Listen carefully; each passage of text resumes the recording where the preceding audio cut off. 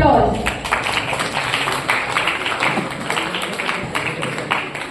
Hearty greetings to one and all present here in this. I am Shri Goyal, first year students of Political Science Honours, extend a very cordial welcome to our eminent guest speaker of the day, Shri Raghavendra Kumar, also entitled as the Helmet Man of India. Our respected Principal Sir, Dr. Rajendra Kumar Pandey Sir, our Vice Principal Sir, Professor Sunil Kayas, Dr. Aditya Kumar Saxena, Coordinator IQAC, Dr. Sandhya Rai Ma'am, Extension Lecture Committee's Convener, and we would also like to extend a warm welcome to the Organizing Committee, Dr. Anju K. Chibber Ma'am, Dr. Avdesh Singh Sir, Dr. Geeta Ma'am, Dr. Anil Kumar Sir, Dr. Atul Sir, Dr. Revati Ma'am, and other faculty members from various departments, and all the esteemed personalities and students present here to the seminar. Extension Lecture Committee of Deshbandhu College, University of Delhi invites you all for a talk on Every Life Matters, cultivating a culture of road safety. Let's formally start our event by taking the blessing of Goddess Saraswati, the embodiment of knowledge, wisdom and arts. As it is said, तू स्वच्छ ही जाता है, तू वर्णों की ज्ञाता है, तुझ में ही नवाते शीश, हे सरस्वती माँ, देना अपना आशीष. Now we request all the dignitaries to step up for the lighting of the lamp, which signifies the dispelling of darkness and the dawning of new beginning.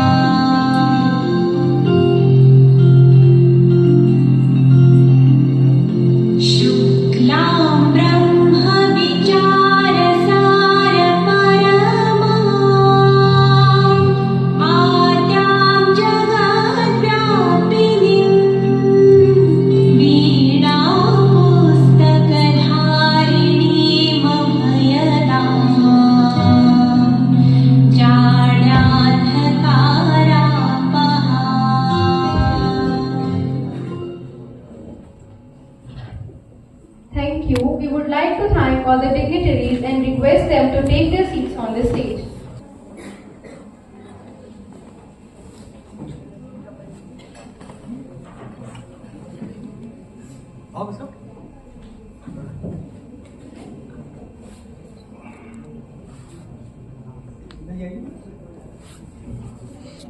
Song that reflects the university's values and spirit. We would request all of you to kindly stand on respective places for full heat.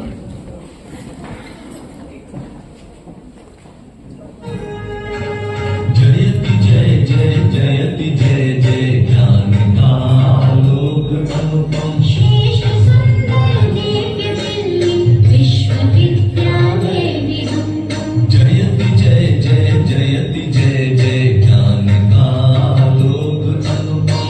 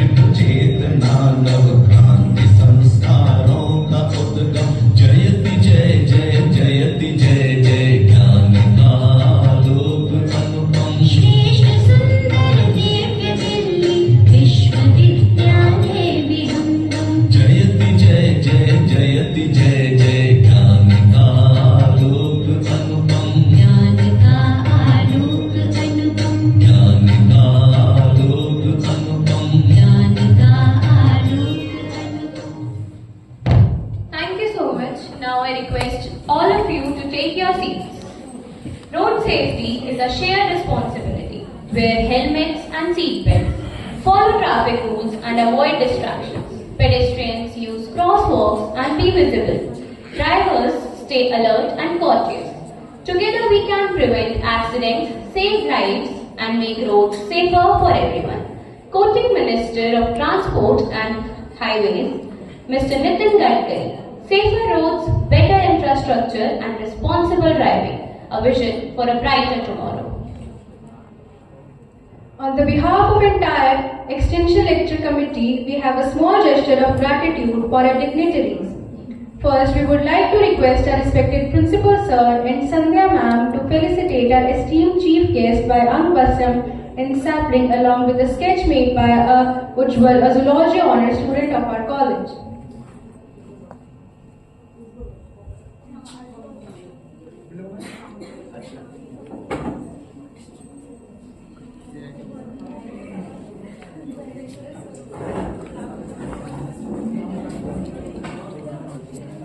Next, we would like to request our Vice Principal Sir to felicitate Principal Sir Professor Rajendra Kumar Pandey.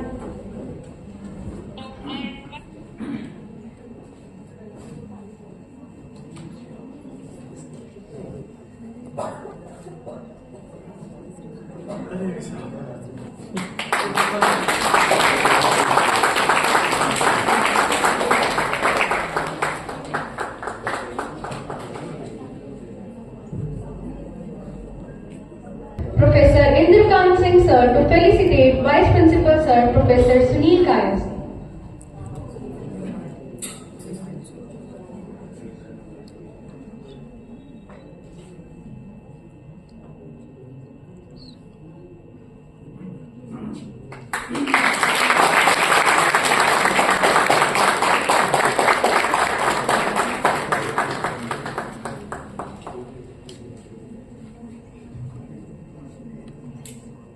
Next, we would like to request Dr. Jagpal Sir to felicitate Coordinator of IQAC Dr. Aditya Saxena.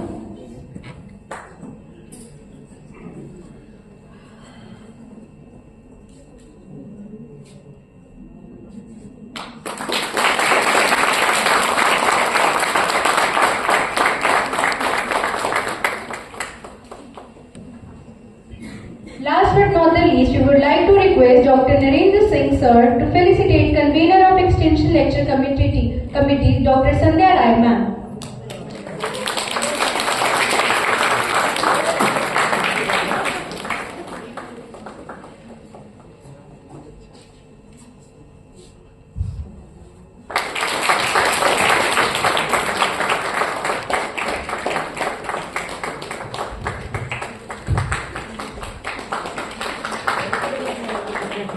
Thank you everyone. To formally begin the program, we now invite Dr. Sandhya Rai Ma'am, the convener of Extension. Thank you so much. Good morning everyone. Respected guest and today's speaker, Mr. Raghavendra Kumar Sir, respected Principal Sir, Professor Rajendra Kumar Pandey Sir, respected Vice Principal, Professor Sunil Kayas Sir, respected IQAC Coordinator, Professor Aditya Saxena Sir, respected faculty members and dear students. It is with great pleasure that I extend my warmest welcome to you all on behalf of Extension Lecture Committee of the college to today's event. The aim of Extension Lecture Committee is to promote intellectual progress, motivate students, make students aware of societal needs and inculcate values by providing a platform for learning and expanding horizons, by encouraging young minds to pursue higher education and establishing connections with the community. Today we are honored to have Helmet Man of India, Mr. Raghavendra Kumar Sir, as our guest and speaker. Every year countless lives are lost or forever changed due to road accidents, many of which could have been prevented by following traffic rules and wearing protective gear like helmets. The efforts of Raghavendra Sir are dedicated to promote road safety awareness and advocate for responsible behavior among two-wheeler riders. Through this talk, we hope to create a ripple effect of awareness that extends beyond you all, beyond the individual participants, your families, friends, and the wider community. We are looking forward to listen to your experiences, Raghavendra sir. Thank you for taking time out of your busy schedule. Thank you so much.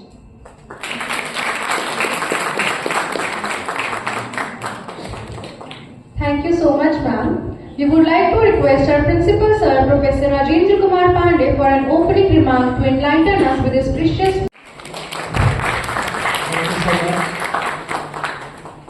आज के अपने इस कार्यक्रम के मुख्य वक्ता श्रीमान राघवेंद्र जी, college के उप प्राचार्य श्रीमान सूर्यकांत जी, आरपीसी कोऑर्डिनेटर श्रीमान आदित्य सक्सेना जी, संध्या जी, अपने सभी शिक्षक साथियों और प्यारे विद्यार्थियों,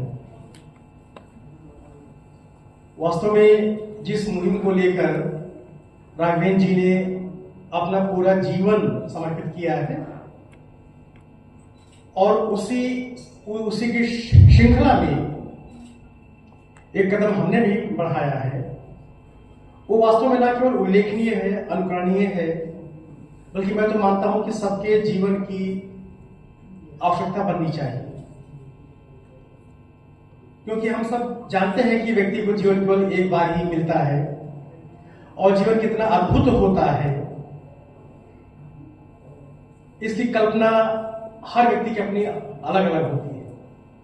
लेकिन व्यक्ति कब इसका अनुभव करेगा? जब वो जीवित रहेगा वो। और बिना हेलमेट के जो घटनाएं होती हैं, हादसे होते हैं, वास्तव में पूरी तरह से उनसे हम बच सकते हैं।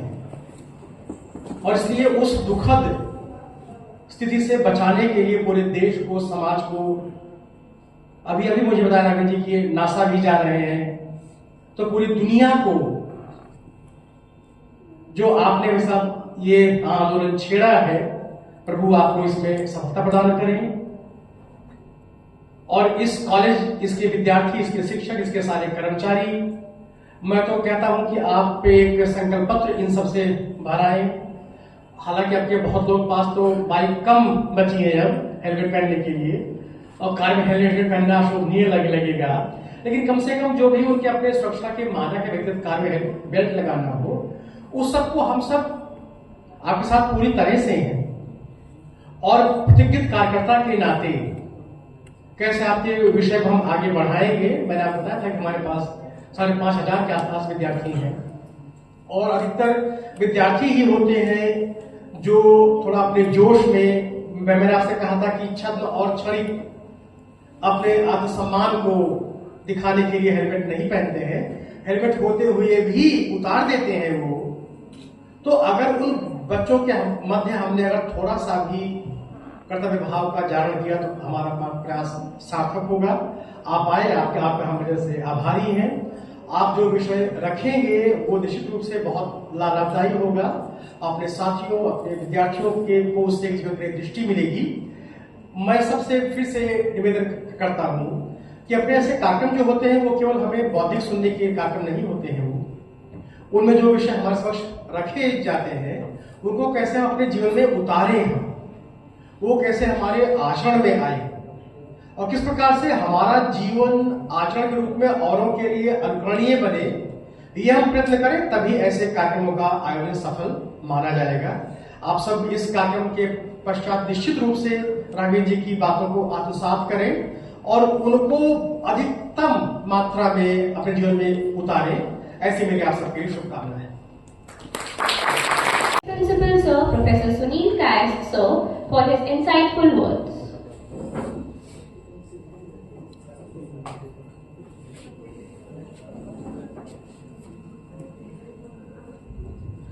Respected Principal Sir,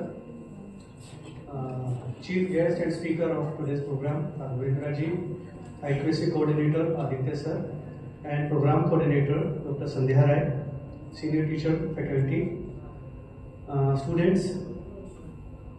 आज का जो प्रोग्राम है, सर ने संक्षेप में सारी बातें बता दी हैं कि कितना जरूरी है हेलमेट।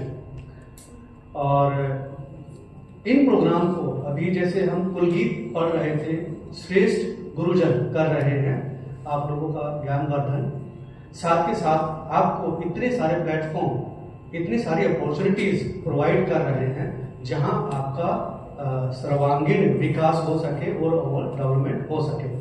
और उसी श्रृंखला में आपकी पर्सनल सेफ्टी, सिक्योरिटी सबसे अहम है।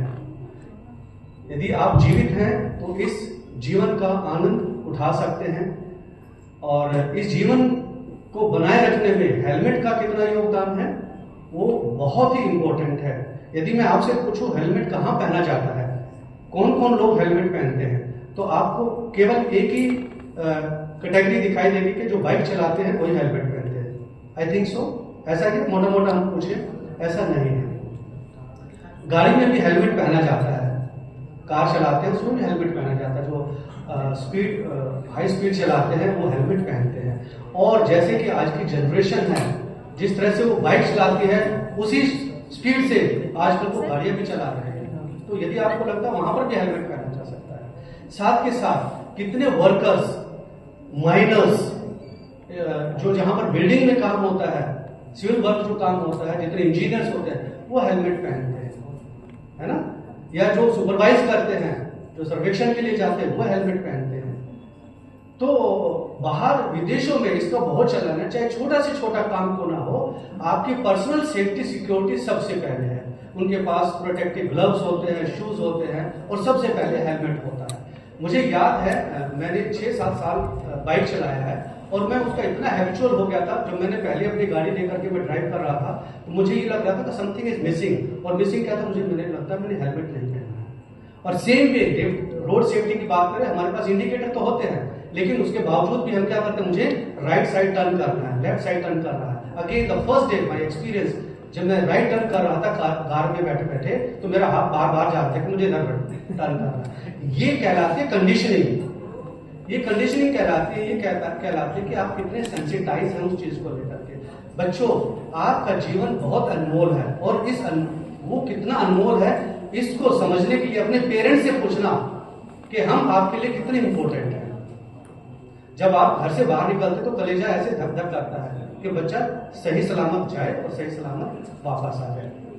और राघवेंद्र जी ने जो मिशन उठाया है, सीरियसली इसके पीछे कुछ स्टोरी जरूर होगी मुझे लगता है, लेकिन आप आज इस लेक्चर से कितने सेंसिटाइज होते हैं, कितना अपने जीवन में इसको उतारते हैं, वो ज्यादा मायने रखता है। तो मैं सब से रिक्वेस्ट करूंगा आज, और मैं खासकर आज के जो एक्सटेंशन लेक्चर कमेटी के जो कन्वीनर है और सभी मेंबर्स, उनको बहुत बधाई देता हूं कि उन्होंने ऐसा विषय चुना है जो शायद किसी दूसरी जगह पर इसके बारे में लोग सोचते भी नहीं है। तो thank you so much extension committee कि आपने बहुत ही अच्छा और राघवेंद्र जी के माध्यम से आसपास जो सराउंडिंग है उसको सेंसिटाइज करें, अपने घर वालों को जरूर बताएं। यदि आपके घर में भी कोई फादर मदर कोई स्कूटी या स्कूटर साइकिल पे भी जाते हैं तो हेलमेट का इस्तेमाल करें।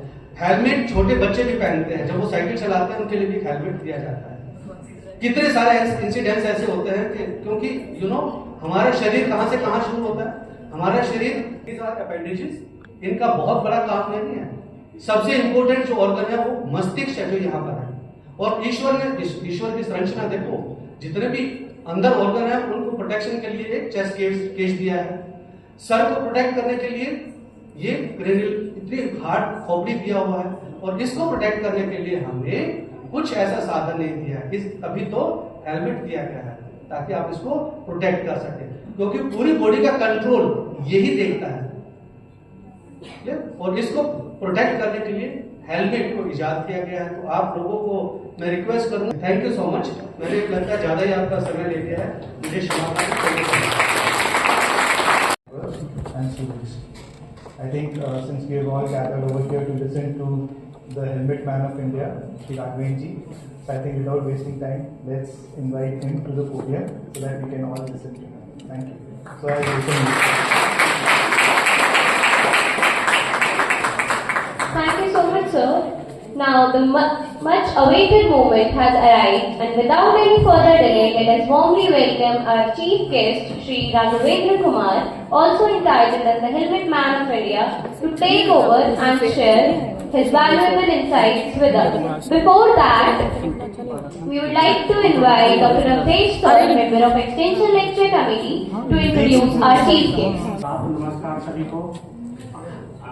आज मैं आपके सामने एक प्रेरणादायक व्यक्ति की कहानी लेकर खड़ा हूँ, जिनकी अथक मेहनत ने न केवल अनगिनत जानें बचाई, बल्कि पूरे देश में जन आंदोलन को जन्म दिया है। मैं बात कर रहा हूँ श्री राघवेंद्र कुमार जी की, जिन्हें हेलमेट मैन ऑफ इंडिया के नाम से जाना जाता है। श्री राघवेंद्र कुमार जी की यह यात्रा एक व्यक्तिगत त्रासदी से शुरू हुई, जिसने उनके जीवन का उद्देश्य बदल दिया। 2014 में उन्होंने अपने एक करीबी मित्र को सड़क दुर्घटना में खो दिया।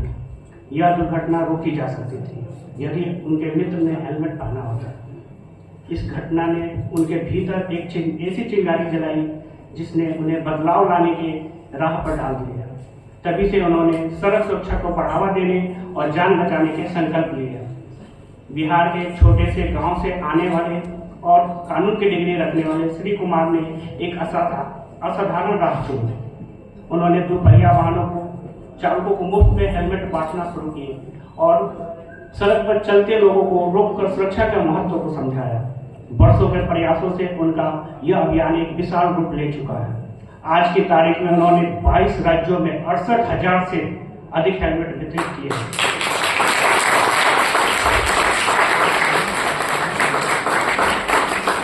उनकी पहल केवल हेलमेट वितरण तक सीमित नहीं है। उन्होंने 4 साल के बच्चों के लिए हेलमेट अनिवार्य करने जैसे महत्वपूर्ण कानून को लागू कराने में सफलता पाई है। इसके साथ ही उन्होंने हेलमेट बैंक की स्थापना की है, जहां सैनिकों, उनके परिवारों और आम जनता को हेलमेट उपलब्ध कराए जाते हैं। उनकी दृष्टि केवल हेलमेट पहनने तक सीमित नहीं है, बल्कि सड़क सुरक्षा के प्रति एक जागरूकता में नहीं, बल्कि बचाई गई जिंदगियों में दिखती है। उनकी पहल ने अब तक कम से कम 39 लोगों की जान बचाई है, जिससे कई परिवारों को अपने प्रियजनों को खोने के दुख से बचाया जा सका है। उनके योगदान के लिए उन्हें एशियन एक्सीलेंस अवार्ड और मिसाइल मैन अवार्ड जैसे सम्मानों से नवाजा गया है। इसके अलावा उन्होंने सरकार और कई प्रसिद्ध हस्तियों के साथ मिलकर अपने मिशन को और आगे बढ़ाया है। लेकिन उनकी कहानी को वास्तव में प्रेरणादायक बनाने वाली बात उनकी निस्वार्थ भावना है। श्री कुमार ने अपनी निजी सुख सुविधाओं को त्याग दिया, अपनी संपत्ति बेच दी और पूरी तरह से इस कार्य को समर्पित कर दिए। उनकी अटूट प्रतिबद्धता हमें यह याद दिलाती है कि एक व्यक्ति भी बड़ा बदलाव ला सकता है।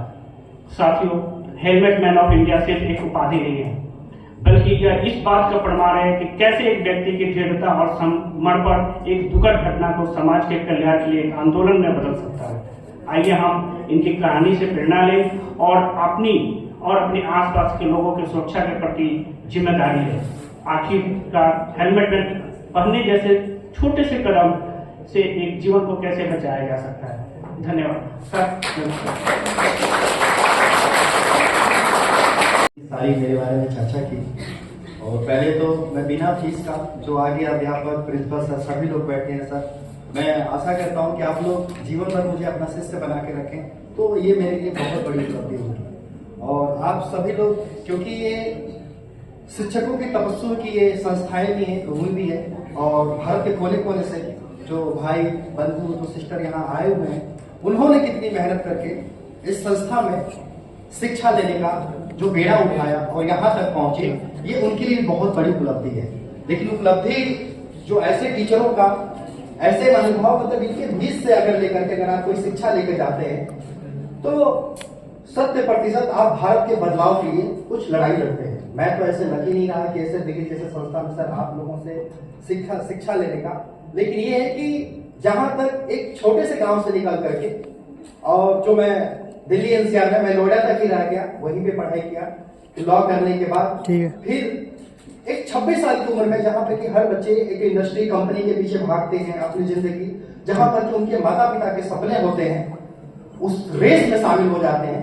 लेकिन मेरा जो रेस था उधर न जाकर के एक दूसरे तरफ निकल पड़ा।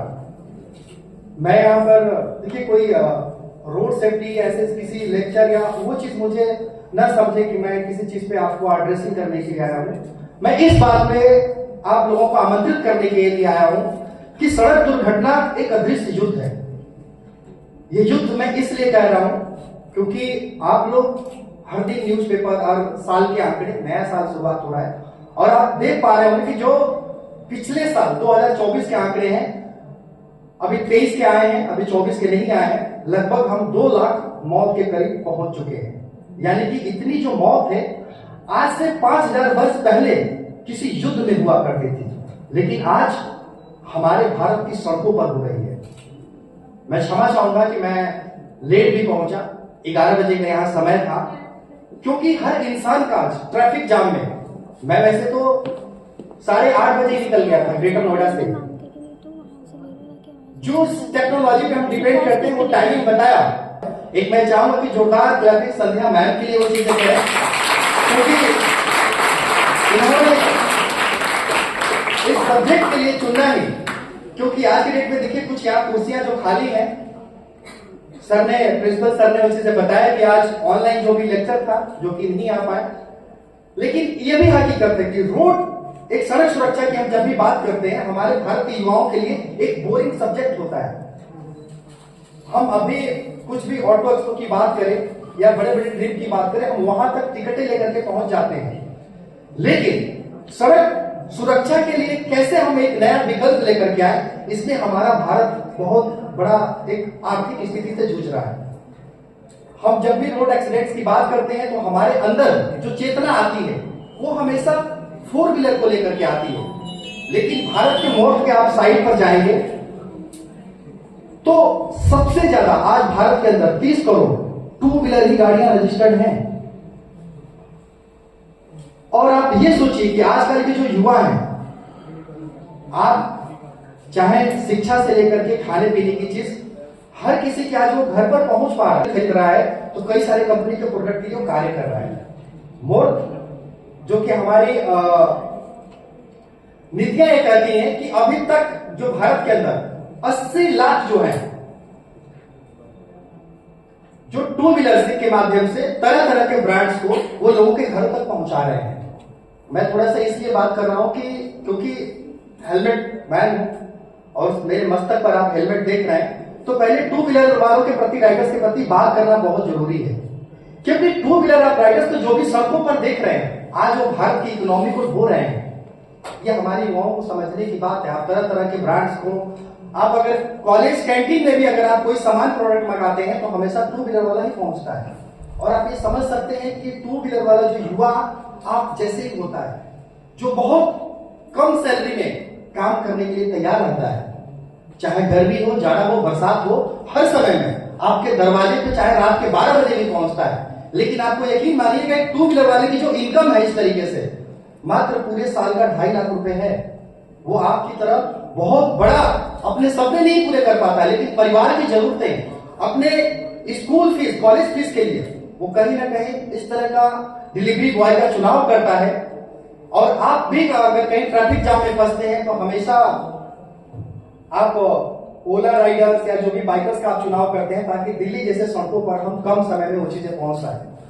तो सोचिए आज सड़कों पर कितनी चुनौती भरी वो चीजें हैं, लेकिन फिर भी क्या होता है कि जो वो चालक होता है उसके मस्तक पे भी एक सही तरह का हेलमेट नहीं होता है, क्योंकि उसका चुनाव करने वाला या उसको संकेत देने वाला सिर्फ एक पुलिस वाला है, जो कि आज हमारे भारत के अंदर कोई भी युवा अपनी चुप्पी तोड़ करके उस पर बात नहीं करना चाह रहा है। और खासकर पिलियन राइडर को हेलमेट लगाना ही नहीं चाहते हैं। हमारा पड़ोसी देश नेपाल है, हमारे इंडिया से ही हेलमेट चाहते हैं।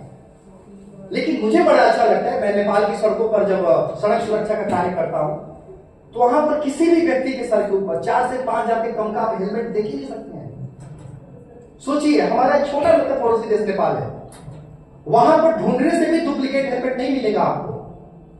जबकि हमारे भारत में क्या है, आज 80% लोग डुप्लीकेट हेलमेट का इस्तेमाल कर रहे हैं। हमारे देश में जो कानून है, गलत हेलमेट मैन्युफैक्चरिंग करने वाले के ऊपर 6 लाख रुपए का जुर्माना है, बेचने वाले के पास 2 लाख रुपए का जुर्माना है। लेकिन आप जैसे ऐसे बड़े संस्था में जब मैं युवाओं के बीच आता हूं, ये कानून तो है, लेकिन इसको धरातल पर कौन इंप्लीमेंट करवाएगा? आज आप कॉलेज में पढ़ रहे हैं, स्कूल के बाहर जाइए, हर माता पिता अपने बच्चों की शिक्षा के लिए भाग रहे हैं, वो खुद भी बिना हेलमेट के जा रहे हैं। और जो सबसे बड़ी जो सीख होता है जो छोटे बच्चों के अंदर, वो माता पिता से होता है, सोसाइटी के अंदर आता है। जो आज हम इसके मतलब आप सोचिए 76वां गणतंत्र दिवस मनाने के बाद भी हम आज भारत के अंदर लोगों के लिए रूल डिसिप्लिन की हम बात कर रहे हैं। एक सही मतलब हेलमेट सबको पता है कि जिंदगी की बात है, लेकिन सिर्फ उसी तक हम सीमित हैं। लेकिन क्या आप सबको पता है कि एक सामान्य व्यक्ति के सड़कों पर सड़क दुर्घटना में मृत्यु होने के बाद उस परिवार का जो नुकसान होता ही होता है, भारत सरकार के राजस्व का नुकसान 92 लाख रुपए का होता है। अगर एक बाइक पर आप जैसे कोई युवा, दो लोग बिना हेलमेट के जा रहे हैं तो 1 करोड़ 80 लाख रुपए वो सड़कों पर लेकर जा रहे हैं। और आज जो है प्रेजेंटेशन विकसित भारत हम बनाने की बात कर रहे हैं, लेकिन फिर भी उनकी गलतियों को देखते हुए जो 1 करोड़ 80 लाख रुपए हमारे सड़कों पर बिना हेलमेट के जा रहे हैं, फिर भी हम अपनी चुप्पी नहीं तोड़ पा रहे हैं, ना अपनी कुछ जिम्मेदारी समझ रहे हैं। मैं वैसे एक दिन की बात करूं तो 1300 हादसे में सोचिए आज शाम होते होते तक 500 चिताएं जल जा रही हैं। अगर 1 घंटे की बात करूं तो 1 घंटे में जो 20 लोगों की मौत हो रही है, उनमें से 8 लोग वो होते हैं जो बिना हेलमेट के होते हैं। और फिर भी हम इस चीज को सोच ही नहीं पा रहे हैं। आज सड़क दुर्घटना से भारत के लिए नहीं बल्कि दुनिया के लिए चिंता का विषय है। लेकिन आप जैसे ही जब संस्था से जब युवा पढ़ के जब बाहर जाते हैं, ऐसे शिक्षकों का जो इतनी बड़ी मतलब उसमें चाहे तो छोटे छोटे सब्जेक्ट में बहुत बड़ा लेक्चर दे सकते हैं, प्रॉब्लम सबको पता है।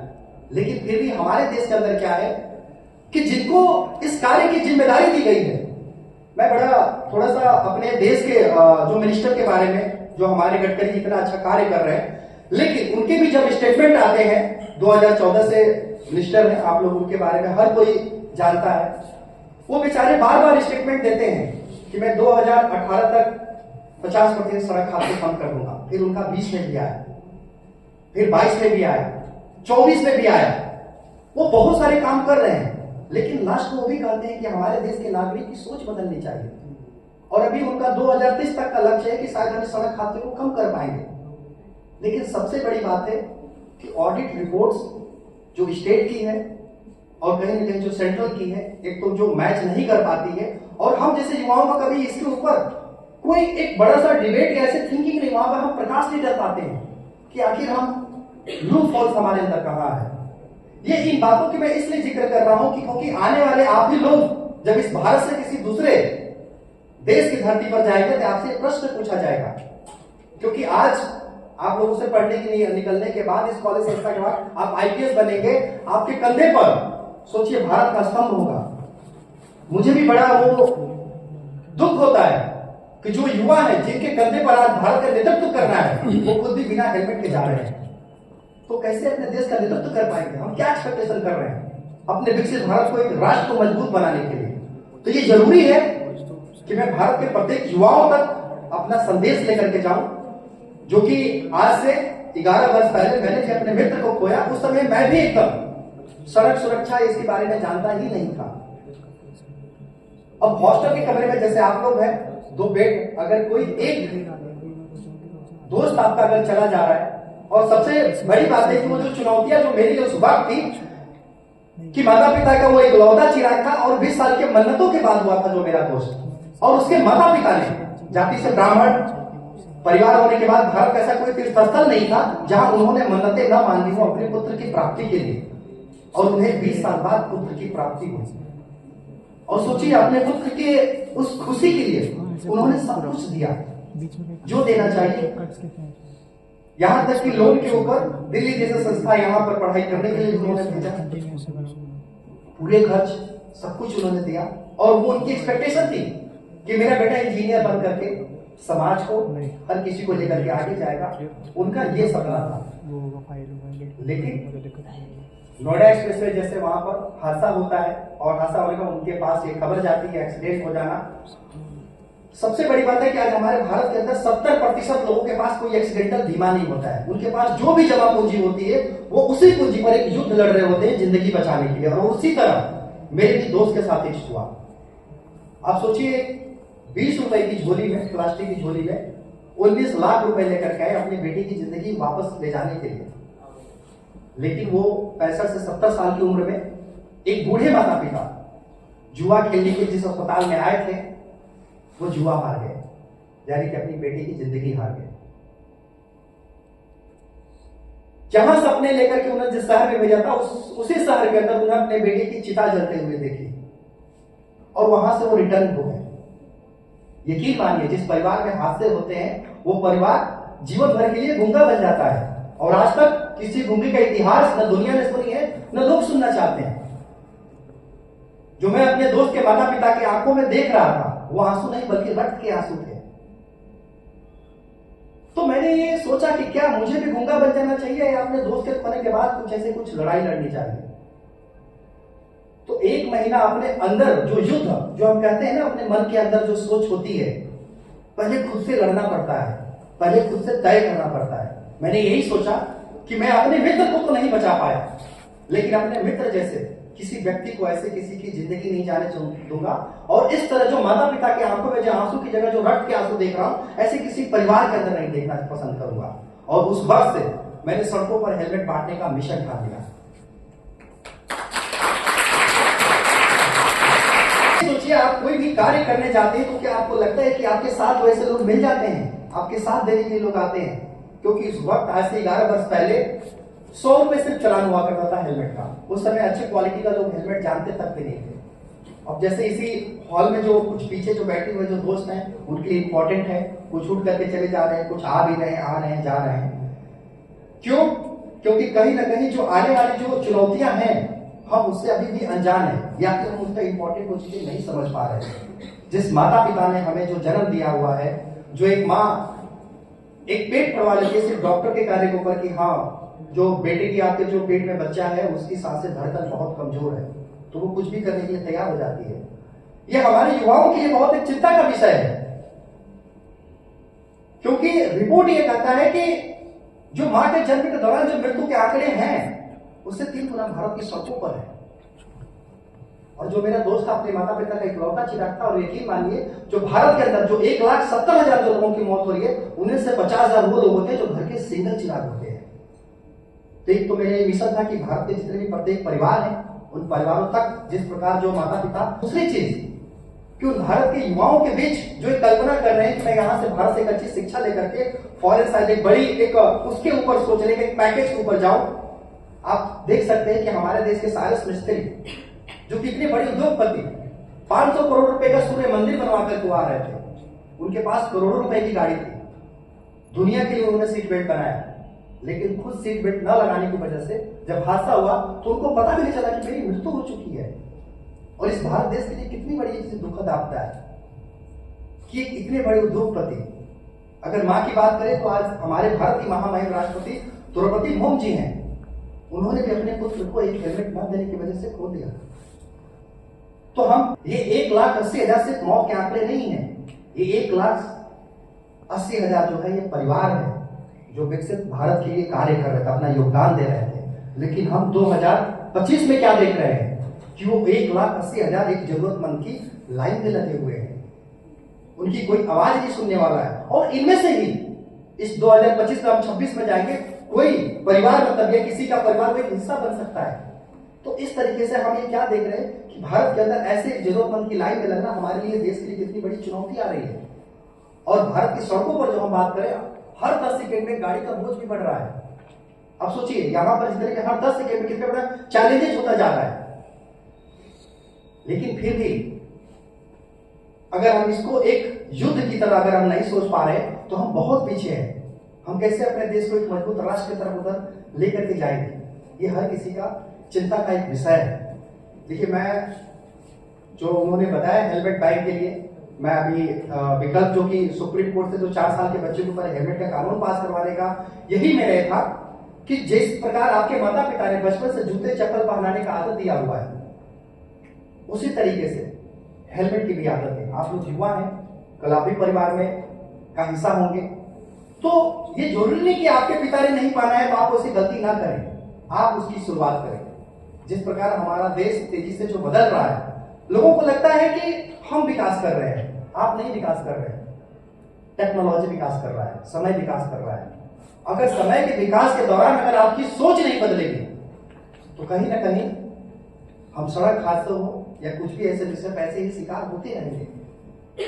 मैं सिर्फ यहाँ पर एक लेक्चर की भूमिका में नहीं, मैंने पहली बार बताया था कि मैं एक युद्ध की भावना में जो लेकर के प्रत्येक दिन चलता हूं, तो मैं आप लोगों से यह अपील कर रहा हूं कि हम क्या ऐसा कर सकते हैं जो इस चुनौतियों से लड़ सकते हैं। आप इस संस्था में पढ़ रहे हैं, कल आप एलुमनाई होंगे, आप आगे चल करके इसके अंदर आएंगे, लेकिन आपको ये तय करना है, ये एक सिर्फ विद्यालय एक संस्था ही नहीं, ये आपका एक परिवार है जहां पर आप अपने पूरे भविष्य का नेतृत्व जो यहाँ से आप शिक्षा लेकर के जा रहे हैं वो भारत को ही नहीं पूरी दुनिया को आप देने वाले हैं। तो ये जरूरी है कि हम आने वाले भविष्य के लिए क्या कर रहे हैं। तो मेरा ये मानना है कि अगर हर संस्था के अंदर अगर एक हेलमेट बैग बना दिया जाए तो यहाँ पर मैं इसकी आपको सड़कों पर जैसे बता रहा हूँ, किसी छोटे बच्चे को अगर आप हेलमेट देते हैं तो 1-2 दिन पहनता है, एक्साइटमेंट होता है, लेकिन बाकी लोग उस पर हंसने लगते हैं, क्या रे ये हेलमेट पहन रहा है, तो वो बच्चा भी समझ जाता है कि लोग तो हंस रहे हैं, दूसरा बच्चा तो पहन ही नहीं रहा है। लेकिन इसका एग्जाम्पल जब मैंने स्कूलों से देखा, स्कूल के अंदर हेलमेट बैग बना करके जहां पे लोग साइकिल के माध्यम से जो 8 से 10 किलोमीटर जो बच्चे यात्रा कर रहे थे, उस स्कूल में जब हेलमेट बैग बनाने के बाद और वहां पर 200 की संख्या में समूह में सारे साइकिल वाले हेलमेट पहनकर चलने लगे, तो जो दूसरे भी बच्चे थे जब साइकिल आए तो उन्होंने भी स्वीकार कर दिया कि नहीं हम हेलमेट में चलेंगे, क्योंकि वो आने वाले पीढ़ियों के लिए वो एक एग्जाम्पल बन रहे थे, वो उनको टोक रहे थे। हम ये देखते हैं कि ये जो भी सड़क पर जो कार्य है सिर्फ पुलिस और सरकार के मतलब उनके ही भरोसे, जबकि हमारे भारत के अंदर जितनी भी संस्थाएं हैं उनके अंदर एक बहुत बड़ी पोटेंशियल है। चाहे स्कूल की बात करें या कॉलेज की बात करें, वो बहुत बड़ी शक्ति है। रोड एक्सीडेंट के खिलाफ ऐसे टेक्नोलॉजी का इनोवेशन कर रहे हैं, ये आप सोच भी नहीं सकते आज किस तरीके से हमारे भारत के युवा बदल रहे हैं। अभी भारत मंडपम में कार्यक्रम हो रहा था, विश्व लेवल पर टायर कंपनियों ने चीज किया हुआ था, मैंने देखा कि ऐसे ऐसे कॉलेज के अंदर जो युवा है, जो जिनका इनोवेशन है, वो एक बहुत ही मतलब इंटरनेशनल लेवल पर आकर के वहां भी गवर्नमेंट आकर के फंडिंग कर रही है, और ताकि इस तरह के मतलब सुझाव, ये अलग बात है कि हमारे देश के अंदर सरकार बहुत जल्दी उस पर एक्शन नहीं ले पाती है, लेकिन उन देशों की तुलना में वो लोग तुरंत एक्शन लेते हैं, इम्प्लीमेंटेशन बच्चों को बुला भी देते हैं। हमारे हॉल में के बीच में भी एक ऐसे शख्स बैठे हैं जो India youngest scientist Gopal ji हैं, इनको ट्रंप ने 150 करोड़ का ऑफर दिया था, इनके लिए जोरदार एक क्लैपिंग करें। क्या करते हैं इनके बारे में गूगल करेंगे, बनाना बॉय के नाम से जाने जाते हैं, बहुत ही चर्चित है। तो इनको भी ट्रंप ने ऑफर दिया, अब दोबारा ट्रंप जी आए हैं, लेकिन फिर भी हमारी बात मतलब ये एक शान होती है कि जो भी करेगा अपने देश के अंदर करेगा, ऐसा इनोवेशन करेंगे। तो ऐसे ही हर युवाओं के अंदर जो प्रतिभा है कुछ करने के लिए, लेकिन उनको एड्रेसिंग करने के लिए उनका हाथ खींचने वाला कोई नहीं है। सड़क दुर्घटना के खिलाफ मैं ही लड़ाई लड़ता हूं, तो मुझे ऐसे बहुत कम लोग, मेरे दोस्त ही मेरे पैर खींचते रहते हैं, वो कहते हैं यार तेरी न्यूज पढ़ता रहता हूँ, घर बेच दिया, वो बेच दिया, सब कुछ तो कर दिया, आखिर इतना तो फिर करके क्या बनेगा जीवन के। तो मेरे पास तो कुछ कहने के लिए शब्द नहीं रहता है, लेकिन एक लाइन में ही कहता हूँ कि सुख चैन की ठंडी छांव तले मुश्किल है यार बसर मेरा, सुख चैन की ठंडी छांव तले मुश्किल है यार बसर मेरा, महलों में कबूतर रहते हैं, मैं बाज हूं पर्वत घर मेरा। लड़ने को मैं एक अकेला काफी हूं, एक हिम्मत है तलवार मेरी, 2 बाजुएं हैं लश्कर मेरा। अगर आप कोई भी ऐसी लड़ाई आप लड़ते हैं, अगर आने वाले लोगों की चीज आप बीच लेकर के जाते हैं, तो कहीं ना कहीं उसके साथ एक बहुत बड़ी शक्ति भी जुड़ जाती है। भारतीय सेना के साथ देखिए, लेफ्टिनेंट जनरल कृपाल सिंह, उन्होंने जब मुझे पहली बार फोन किया कि भारत को आर्मी की जरूरत, लेकिन आर्मी को हेलमेट बैन की जरूरत है, आप कहां हैं तुरंत आए। उन्होंने कहा कि मैं भोपाल में सुदर्शन चक्र है, जो कि पिछले वो 3 महीने के अंदर उन्होंने 12 जवान जो कि रोड एक्सीडेंट में शहीद हो चुके थे, और 12 विधवाएं पत्नियां होकर मैं सामने से देख रहा हूं, जो कि हर वर्ष 1200 रोड एक्सीडेंट में हमारे देश के जवान भी शहीद हो रहे हैं।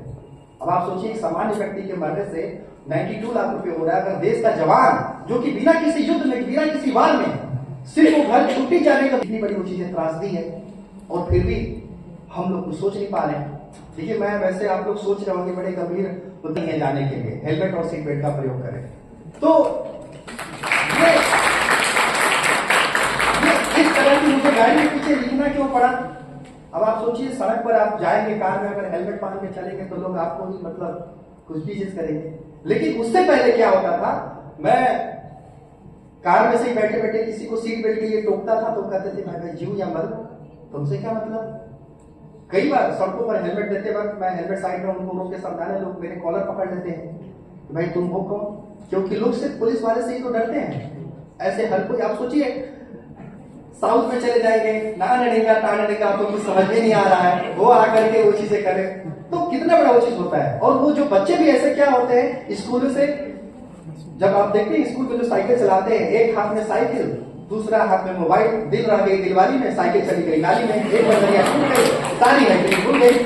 तो उस तरीके से जो बच्चे जो ओवर स्पीड से मतलब मोबाइल लेकर के उनका जो क्रेज है चलते, और उनको कॉलेज लाइफ में आने के बाद और उनको सीधे हेलमेट के लिए किसी चीज के लिए टोकेंगे, वो तो प्रोफेसर साहब उनके लिए कोई बहुत अच्छे हैं, लेकिन अगले दिन गेट पे टोकेंगे तो दुश्मन बन जाएंगे। तो ये जरूरी है कि हम आने वाले हर प्रवृत्ति को, लोगों की मानसिकता को समझें। तो फिर भारतीय सेना के साथ कार्य करने के बाद भी मुझे ये लगा कि पहले जो हेलमेट बैंक है भारतीय सेना के बीच, जो कि आर्मी के बीच होना चाहिए। मैंने बहुत जगह सीआईएसएफ के साथ, अलग अलग डिपार्टमेंट के साथ जब हेलमेट बैंक बनवाया, उनकी फैमिली के लिए 400-500 ही हेलमेट रख करके मिले, तो बड़े ही लोगों की दुआएं वो चीज आई। बहुत ऐसे जो शहीद हैं उनके घर में जब हमने हेलमेट बैंक खोला।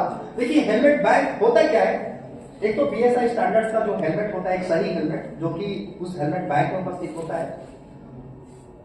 और सबसे बड़ी चीज होती है कि वो पुलिस चालान से बचने के लिए नहीं, आपको रोड एक्सीडेंट में सेफ्टी के लिए भी। जो हेलमेट बैंक में क्या होता है कि आप जैसे युवा जो साथ देते हैं, एक हफ्ते बाद उस हेलमेट को वापस करना रहता है ताकि उसकी साफ सफाई करके फिर आपको दोबारा मिल जाए। जैसे आप रोज ड्रेस साफ करते हैं, जूते साफ करते हैं, बहुत लोग हेलमेट नहीं साफ करते हैं, तो हम उसमें डीओ सेंट नोट मार करके हेलमेट देते हैं ताकि उनकी खुशबू बनी रहे, उनके घर के डीओ अच्छे रहे, लेकिन हेलमेट की वो चीजें डीओ बरकरार रहे। तो हमेशा उस हेलमेट का भी इस्तेमाल करेंगे। और 1,500 से 2,000 वाला वो हेलमेट होता है। दूसरी चीज कि उनको समझ में आ जाता है कि 1,500 से 200 वाले हेलमेट में और 2,000 वाले के हेलमेट में क्या फर्क है। तो उनका एक हेलमेट से दोस्ती भी हो जाता है। अगर हम किसी यही कॉलेज में ही खोले, अगर कोई 4 साल तक आपको पढ़ाई के दौरान एक अच्छी क्वालिटी अगर आप हेलमेट आप पहनते हैं, तो कहीं ना कहीं आपकी एक अच्छी हेलमेट से दोस्ती भी हो जाएगी, तो आपको एक हेलमेट का एक आदत लग जाएगा। और यही सबसे बड़ा कारण होता है कि लोग 100-150 वाला जो हेलमेट का चुनाव करते हैं, वो समझते हैं कि सिर्फ पुलिस से हेलमेट मतलब एक बहुत बड़ा बोझ बन जाता है। लेकिन जो दूसरा एक तरफ हमारा पहलू है कि हेलमेट पहनने से बाल झड़ जाते हैं। आप जैसे युवा हैं, सर भी कह रहे थे स्टाइलिश के माध्यम चलो कुछ नहीं, लेकिन क्यों बाल झड़ते हैं इसके ऊपर भी बात करना बहुत जरूरी है।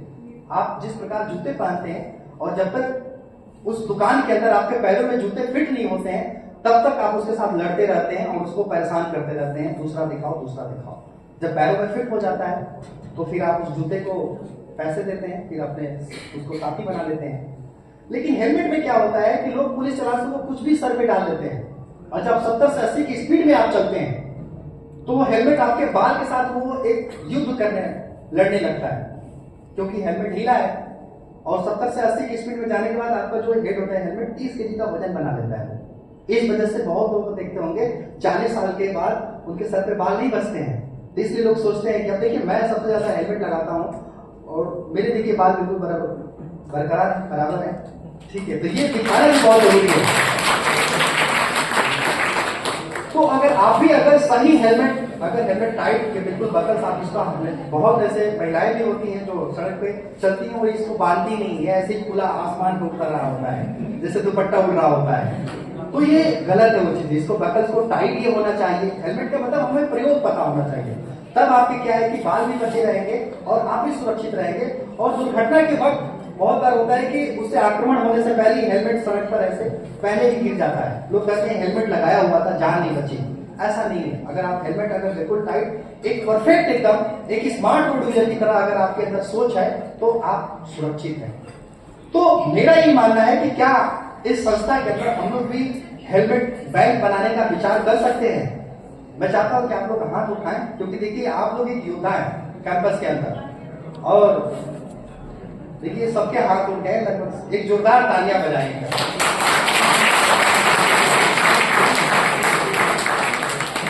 ये हेलमेट बैंक है क्या कि जिससे मैं अपने दोस्त को नहीं बचा पाया। आप प्राइवेट यूनिवर्सिटी में बाहर, अगर कॉलेज के बाहर अगर आप जाएंगे दिल्ली एनसीआर में, तो वहां देखेंगे 1500 रुपए के रजिस्ट्रेशन फॉर्म होते हैं, जो प्रोस्पेक्टस दे दिया जाता है, एक झोला दे दिया जाता है कॉलेज के प्रचार के लिए। 100% हर जगह प्लेसमेंट का या सब कुछ हर लोग दे देते हैं, लेकिन 100% अटेंडेंस के लिए भी होता है, लेकिन कभी ये सड़क सुरक्षा के लिए या 100% लोगों का अटेंडेंस के लिए किस तरीके से हर बच्चे युवा एक लड़ाई करके आते हैं, उसके ऊपर कभी विचार नहीं होता है। न सड़क सुरक्षा की कोई बात होती है। सड़क सुरक्षा की बात हमेशा सरकारी ऑफिसों के बाहर, जहां आरटीओ के बाहर जाएंगे तो कुछ ऐसे ही शब्द ही लिखे हुए रहते हैं। तो ये जरूरी है कि हम संस्थाओं को अगर लेकर के पूरे भारत के, ये दिल्ली यूनिवर्सिटी है, दिल्ली यूनिवर्सिटी अगर प्रयोग अगर हम कुछ अच्छा करेंगे, अगर हम यहाँ पर हेलमेट बैंक ज्यादा नहीं, सिर्फ 100-200 हेलमेट से अगर शुरुआत करेंगे तो एक बहुत अच्छा विकल्प हो सकता है, जिससे कि आपका जन्मदिन हो या बर्थडे कंट्रीब्यूशन पर वो हेलमेट बैग से क्या होगा, एक हैप्पीनेस की एक धारा होगी। हो सकता है अगले कोई फ्रेशर पार्टी होगा, जो दूसरे जो युवा आएंगे वो 500 हेलमेट हो जाए कैंपस के अंदर। तो होता क्या है कि हम इसकी शुरुआत कर सकते हैं, क्योंकि भारत के प्रत्येक कोने कोने से आप लोग आए हुए हैं। कोई हर कोई इसमें दिल्ली का वो चीजें नहीं है।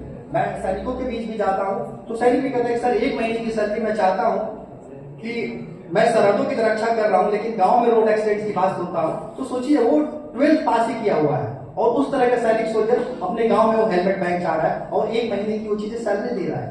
लेकिन आप लोग अगर 100 रुपए के, जैसे सर ने बताया कि 5000 बच्चे हैं, अगर सोचिए अगर 100 रुपए का भी कंट्रीब्यूशन अगर हम कमेटी एक बना करके कर लेते हैं तो एक बहुत बड़ा एक बदलाव भी होगा और शायद हमारे कैंपस के अंदर एक नियम भी हो जाए कि बिना हेलमेट कोई एंट्री भी ना करे।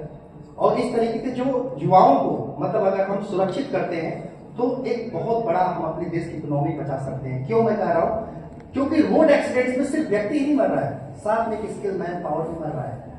अब हम देखते हैं कि जो मेडिकल स्टूडेंट होते हैं फाइनल ईयर का, न्यूज आप बार बार सुनते हैं, फाइनल ईयर के स्टूडेंट्स थे भोपाल के अंदर, उनकी रोड एक्सीडेंट में डेथ हो गई हेलमेट ना होने की वजह से।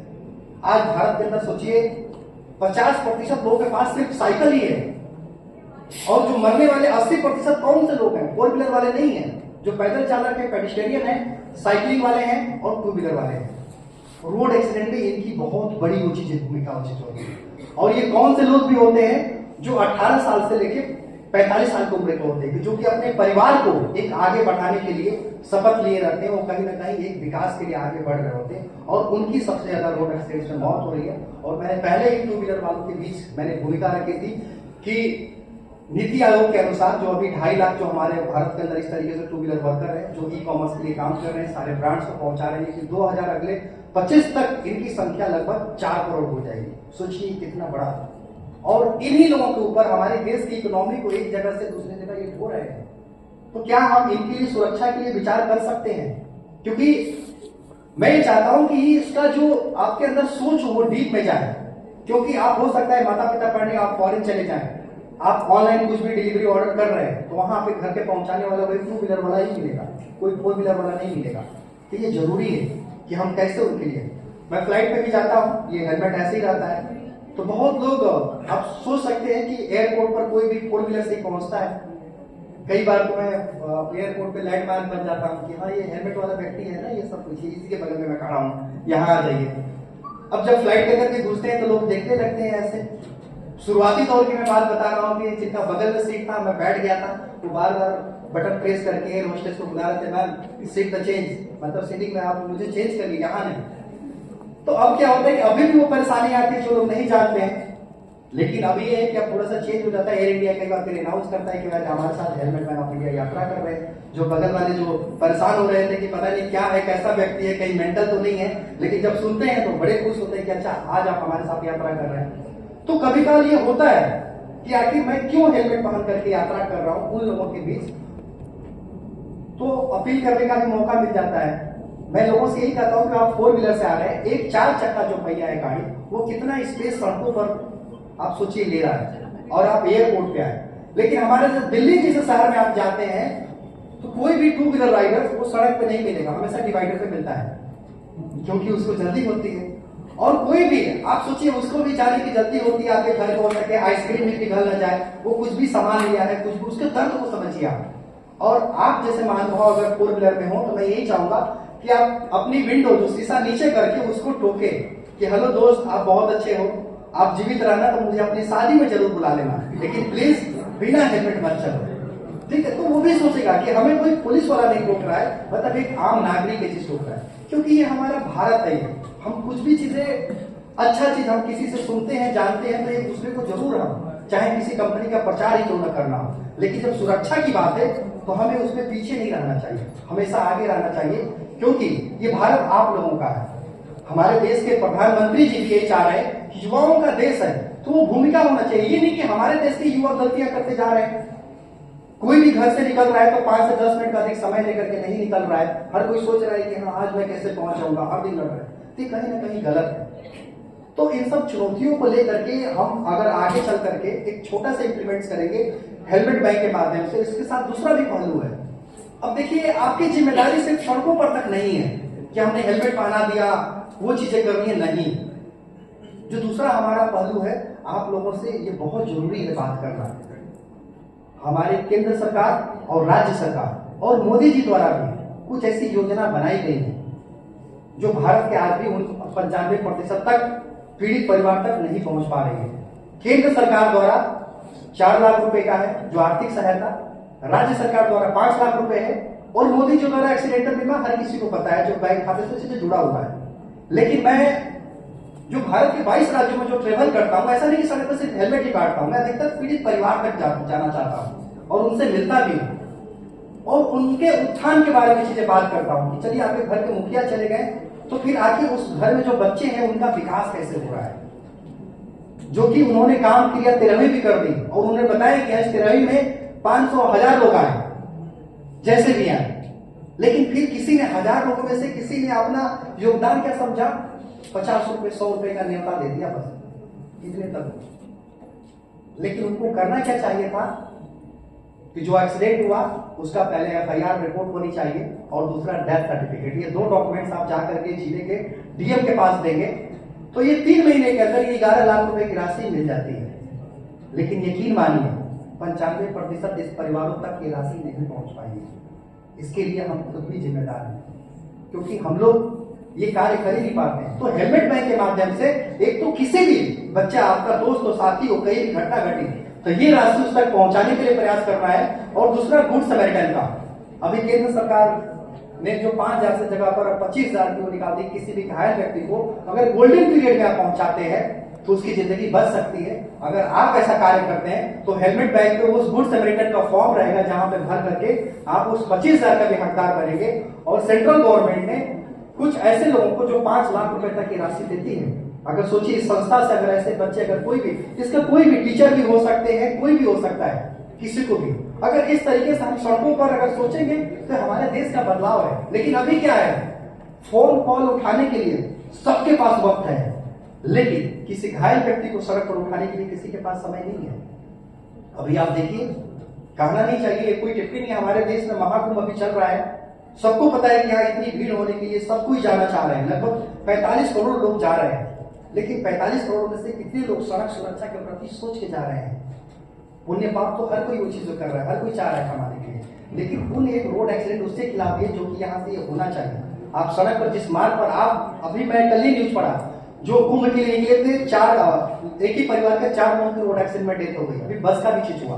तो ये संख्या तेजी से बढ़ रही है, लेकिन आप लोग प्रॉब्लम्स के ऊपर नहीं काम कर रहे हैं, आप लोग प्रॉब्लम्स के ऊपर नहीं शिक्षा ले रहे हैं, आप लोग सभी लोग सॉल्यूशन के ऊपर शिक्षा ले रहे हैं। तो अगर आप जैसे लोगों की, युवाओं की अगर मान लीजिए जैसे कुंभ में जिम्मेदारी मिले तो सड़क दुर्घटना के प्रति पहले परिवार जो खुशियां लेकर के आ रहा है, अपने पिता को कोई नहलाने के लिए, कोई अपने नाती पोते को नहलाने के लिए आ रहा है, तो ये हम सबकी भागीदारी होनी चाहिए कि हम उन्हें कैसे घर सुरक्षित पहुंचा सकते हैं। ये उसके लिए पूरी विधि व्यवस्था सिर्फ सरकार और प्रशासन के भरोसे नहीं, खुद के ऊपर भी होना चाहिए। अभी मैं भी 500 हेलमेट लेके जा रहा हूँ कुंभ में, जो लोग नागा साधु जी लोग हैं या उनसे आशीर्वाद से लेकर के, जो अपना कार्य 144 साल बाद आ रहा है तो अपना कर्म निभाना चाहिए। तो ये किसी से कहने की जरूरत नहीं, ये आपके अंदर खुद में ऐसे विचार होना चाहिए और आपके अंदर विचार होना चाहिए। कोई ऐसे गलतियां करे तो इस डिजिटल युग में, और आप फोटो खींचिए और उसको ट्वीट करिए, दिल्ली ट्रैफिक पुलिस को, हर किसी को, उससे भी बड़ा बदलाव आ सकता है। लेकिन ये है कि बहुत लंबी सर आप लोगों ने चीजें समय दिया, अब इसको समाप्ति की तरफ कुछ चीजें अब हम बढ़ रहे हैं। तो मैं चाह रहा हूं कि इस हॉल के अंदर जो 5,000 बच्चे संस्थाओं में पढ़ रहे हैं, तो कुछ ऐसी एक मेमोरी होनी चाहिए, एक युद्ध की आवाज होनी चाहिए जो उन बच्चों तक जो आज वो नहीं पहुंच पाए हैं। ये होना चाहिए कि हम लोग जो बैठे हुए थे तो हमने क्या शपथ ऐसे संकल्प लिया। देखिए, मेरा नारा ये है कि सड़कों पर 2 लाख मौत आपको बोलना है, हम स्वीकार नहीं करेंगे। और दूसरा ये कि हेलमेट लगाओ, आपको बोलना है जान बचाओ, सीट बेल्ट लगाओ, जान बचाओ, ये हम ये चीजें नारा करेंगे। तो पहले हम चाहेंगे कि हेलमेट बैन के लिए क्या हम सब तैयार हैं, समझ गए हेलमेट बैन के बारे में? पक्का? अब देखिए वन साइड, किसी का अगर कोई क्वेश्चन भी हो, क्योंकि मैं तब से बोले जा रहा हूँ थोड़ा सा आपकी गरिमा क्योंकि देख रहा था आप लोग हैं जो इनमें से लोगों में से बस आप लोग कुछ लोग बैठे थे योद्धा के रूप में बैठे हुए हैं, तो अगर किसी का कोई प्रश्न हो तो आप हमसे पूछ भी सकते हैं। ये मत कहिए कि बाद में हमने कि मौका नहीं दिया, तो अगर किसी का क्वेश्चन हो तो वो भी पूछ सकते हैं। कोई क्वेश्चन है जी? आपके अभी दिल्ली में कितने बैंक चल रहे हैं? सर दुर्भाग्य है, दिल्ली में अभी हेलमेट बैन अभी इस साल अभी 4 से 5 जगह खोलने का ये योजना है, अभी दिल्ली में नहीं चल रहा है। इसीलिए मैं पूरा डिस्कस कर रहा हूँ कि आपकी देशबंधु कॉलेज से शुरुआत हो जाए।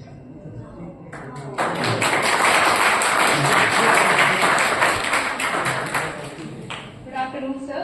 सर जिस तरह आपने कहा कि कुछ लोग होते हैं जो हेलमेट पहनते हैं और कुछ नहीं पहनते, बट मैंने कुछ ऐसे लोगों को भी देखा है जो बाइक की साइड पे हेलमेट रखते हैं, वो पहनते नहीं है, बट जैसे वो देखेंगे कि कोई पुलिस आ रहा है, चलान है, चेक है, वो पहनते हैं। उस वक्त थोड़ी दूर जाने के बाद वो हेलमेट हटा देते हैं। तो आप मतलब हम ऐसे क्या इनिशिएशन ले या फिर क्या उनको कन्विंस करें कि वो हेलमेट पहने, क्योंकि वो हेलमेट अपने पास रखते हैं आउट ऑफ फियर, अपनी सेफ्टी के लिए। तो हम क्या कर सकते हैं इसके ऊपर? नहीं देखिए ये अच्छा विचार है, ये हम चीज हर चीज को नॉब को देख रहे हैं, इसीलिए जो हमने छोटे बच्चे के ऊपर हेलमेट का कानून पास हो रहा है।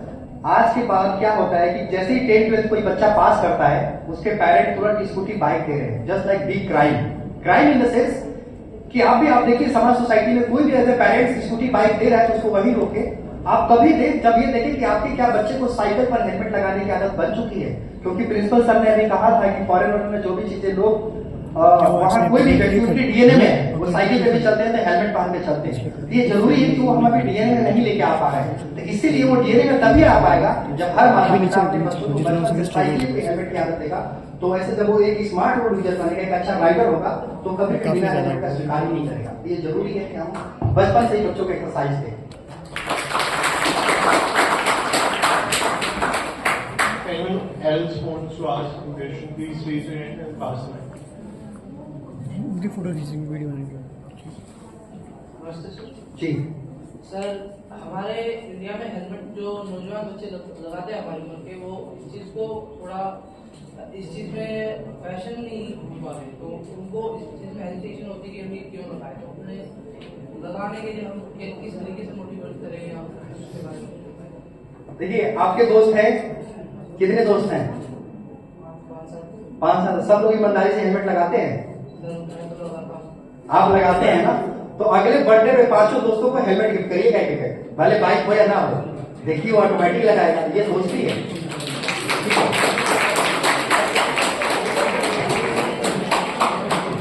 वो बिल्कुल लगाएगा, क्योंकि दोस्ती है, दोस्त दिया है तो जरूर लगाएगा।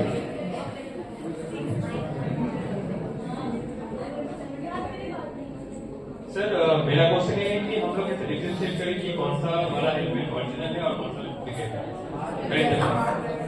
सॉरी आपकी आवाज, मैं थोड़ा सा हेलमेट भी लगाया होगा तो वो कहीं ना कहीं दिक्कत होती है आपके आवाज। सर हम लोग कौन सा वाला हेलमेट ओरिजिनल है या डुप्लीकेट है, ये डिफरेंशिएट कैसे करें? और एक क्वेश्चन है वो है कि ये जो आपका जो हेलमेट बैन का जो उद्योग है ये फंक्शन कैसे होता है? जी देखिए जो हेलमेट के बारे में आपने पूछा, एक तो हेलमेट 800 से लेके 1200 ग्राम का वेट होना चाहिए हेलमेट, और किसी भी कंपनी में आप ब्रांड में जाएंगे 1000-1200 से ऊपर के प्राइस में जाएंगे तो आपको अच्छे क्वालिटी की ही हेलमेट मिलेंगे, तो वो हमेशा आपके सेफ्टी के लिए। और बाकी आप जितने भी और ज्यादा पैसे लगाएंगे उतनी अच्छी क्वालिटी का सेफ्टी का चुनाव कर पाएंगे। तो हमेशा 1500 से 2000 अगर हेलमेट लेते हैं तो आपके लिए बहुत अच्छा एक विकल्प है कि आप अपनी एक्सीडेंट के बाद भी आप सुरक्षित रह सकते हैं। और भी कुछ है आपका? ये जो हेलमेट बैन है ये फंक्शन कैसे करता है? फंक्शन देखिए, फंक्शन क्या है कि अब 5000 बच्चे हैं आपके कैंपस के अंदर, अब उनमें से 2 व्हीलर राइडर्स तो 5000 होंगे नहीं, मुश्किल से 400-500 होंगे, 1000 होंगे, ठीक है। अब हमने 100 हेलमेट से शुरुआत किया, तो उसमें कौन बच्चा ले रहा है, कौन जा रहा है, तो उसका डेटा मेंटेन करें वो सड़क सुरक्षा के माध्यम से। ये हमारा एक यूजर है, ठीक है। अब उनको 1 हफ्ते के बाद हेलमेट वापस करनी है। अगर 1 महीने के अंदर हेलमेट वापस नहीं करते हैं तो हेलमेट बैग के बाहर उसका पोस्टर लगा दीजिए, ठीक है, कि ये हेलमेट वापस नहीं किए हैं। तो ऐसा करने उनको चालान भी या फिर हो सकता है जुर्माना, बड़ी पेनाल्टी प्रिंसिपल सर लगा सकते हैं। तो ये नियम सबके तक होना चाहिए कि ताकि एक तो सही क्वालिटी का हेलमेट हमारा पहुंचाना है, और इसमें से हम वॉलेंटियर, आप लोग कैसे जो वॉलेंटियर होकर के आप लोगों ने आज पूरा ऑर्गेनाइज किया, तो आप लोग एक बहुत बड़ी शक्ति है, पूरे राज्य को, पूरे भारत को बहुत आगे लेके जा सकते हैं। तो हेलमेट बैग तो बहुत छोटा चीज है, और ये मत सोचिए कोई कार्य आप तक ही सीमित है। हो सके आपका जो जूनियर है आपसे देखकर कुछ बड़ा वो कर सके, हो सके मेरी तरह कोई और भी आपका दोस्त है जो अपना मित्र खोया हो, कोई भाई खोया हो, कोई ऐसे सिस्टर खोया हो, तो वो जरूर करेगा। तो बस सिर्फ आपको एक अगला स्टेप आगे उठाने की जरूरत है, और ऐसे ही हेलमेट बैग कार्य करता रहेगा। ठीक है,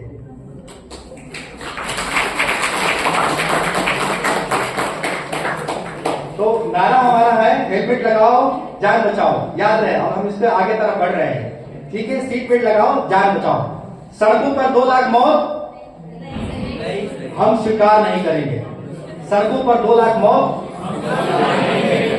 ये अच्छी बात की आवाज आ रही है। तो आप यकीन मानिए कि आपको भारत की सरहदों पर लड़ने का मौका नहीं मिला, लेकिन आज भारत के ऐसे संस्थान से पढ़ करके जो आप लड़ाई लड़ने जा रहे हैं 2025 में, एक ऐतिहासिक भी होगा और आपके जीवन के लिए यादगार भी होगा, और ये दुनिया को पता चलेगा कि भारत हमारा सड़क हादसों के खिलाफ जाग चुका है और पूरी दुनिया की सुरक्षा के लिए वसुधैव कुटुंबकम की तरह, पूरी दुनिया के लिए योद्धा की तरह लड़ाई भी लड़ेगा। तो क्या हम सब तैयार हैं?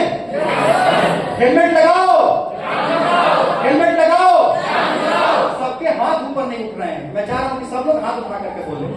सड़कों पर 2 लाख मौत, सड़कों पर 2 लाख मौत, हेलमेट लगाओ, सीट बेल्ट लगाओ, हेलमेट लगाओ, सीट बेल्ट लगाओ। सड़कों पर 2 लाख मौत, भारत माता की जय, वंदे जय Hind.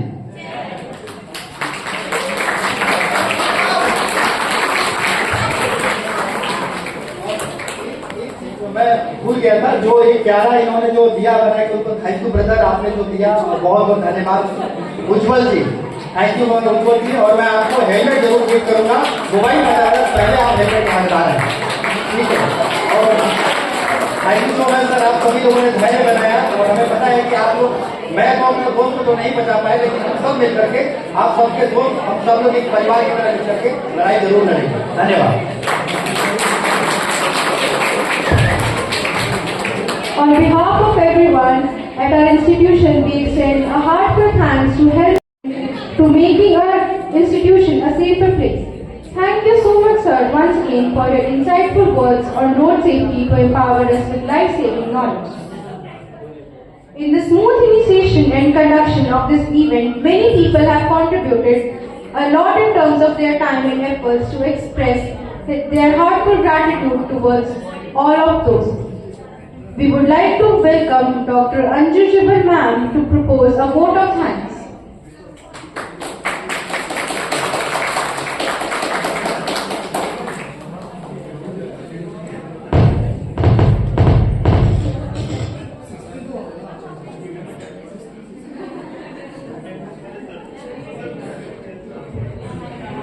Namaste to one and all present over here. As we come to the conclusion of the enlightening interactions, it's my privilege to propose a vote of thanks and acknowledge the contribution of all those associated with it. First and foremost, I extend our heartfelt gratitude to our distinguished guest speaker, Sri Raghavendra Ji, for enlightening us with inspirational words, creating awareness amongst the youth by conveying an important message for wearing helmets, importance of quality of helmets, and road safety with us today. Your experiences are eye-openers for us, sir, and we all wish you a great success in this mission, joining our hands together with you. Thank you so much, sir. We are truly honored to have you here. We are immensely thankful to our principal, Professor Rajendra Kumar Pandey, sir, for his encouragement and guidance in organizing such events. Sir, your unconditional support is deeply appreciated. A special mention to our Vice Principal, Professor Sunil Kaya sir, and IQAC Coordinator, Dr. Aditya Saxena sir, who have always been extremely generous in providing us help at every next step we have to take up. I will fail in my duty if I do not appreciate the sincere efforts of Convener Extension Lecture Committee, Dr. Sandhya Rai, who has been working hard to have Raghavendra sir here with us. Also, the sincere efforts of all the committee members are appreciable. I thank each and everyone associated with our social media team, technical support team, photography society, all the faculty members and non-teaching staff of Deshbandhu College for extending their hand in making this program a great success.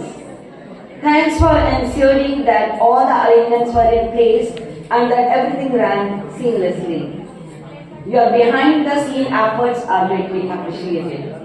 We are also grateful to the entire sincere audience sitting over here for the active engagement and enthusiasm. Your inquisitive participation has enriched the discussion and made the session more interactive and valuable. In conclusion, I thank you all once again for invaluable contributions and participation. Have a great day. Now I request you all to raise for national anthem. Jai Hind.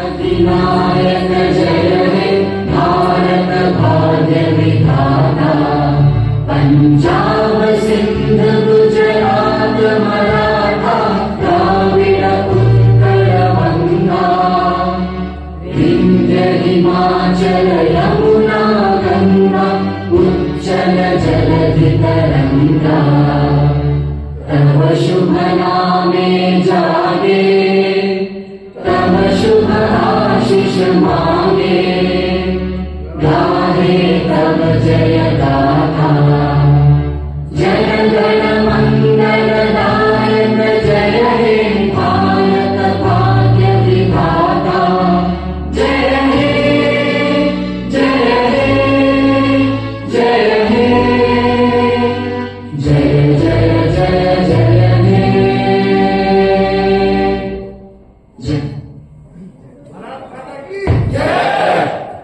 Kindly be seated in your respective places. Now we request our chief guests, Principal Sir and Vice Principal Sir along with committee members to please come near the stage for a group photograph.